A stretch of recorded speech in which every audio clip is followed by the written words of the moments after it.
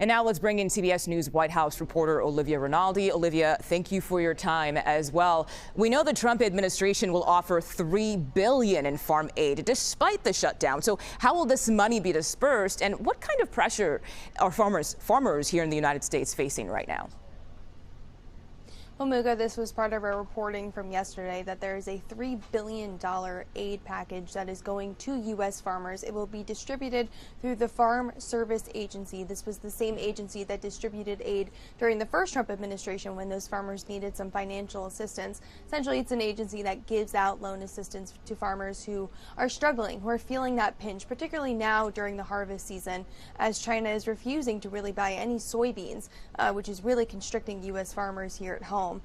So some of these agencies had shuttered during the government shutdown, but yesterday we heard from the U.S. Department of Agriculture that they are reopening this for several days a week so that farmers can get that assistance. Now, this is different from that $10 billion aid package that we had talked about previously that is specifically for soybean farmers who are feeling that pinch. A senior administration official tells me that that aid package is still being discussed. It's still around the tune of $10 billion, but they are simply just waiting for the government shutdown to end to really address that crisis.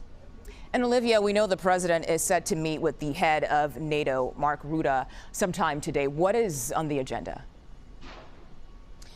Look, it's a good question. The NATO Secretary General will now be here at the White House later today. This was a meeting that was not previously scheduled to our knowledge. That was then put on the schedule with the NATO Secretary General. And of course, in the context, it comes after Ukrainian President Zelensky was here last week and failed to secure a deal to get those Tomahawk missiles.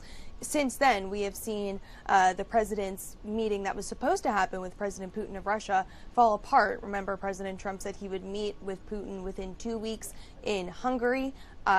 Now we are hearing from the White House that that meeting is not going to happen anytime soon.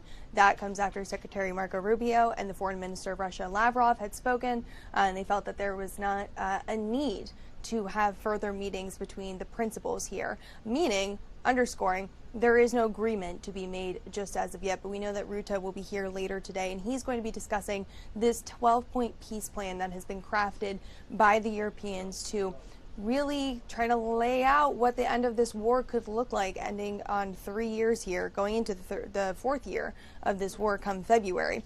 And it's a 12-point peace plan. We got some details about it. It calls for a ceasefire based on the current battle lines, the return of those deported children who had been taken to Russia, prisoner exchanges, and also security guarantees for Ukraine that would give them a clear pathway to rebuilding while preserving their sovereignty. So we are expecting that meeting to happen today at 4 o'clock between President Trump and the NATO Secretary General about yet another conflict that this administration wants to end and seems to be working through the best ways to go about that. Yeah, we'll see what comes out of the meeting. Olivia Rinaldi, thank you so much.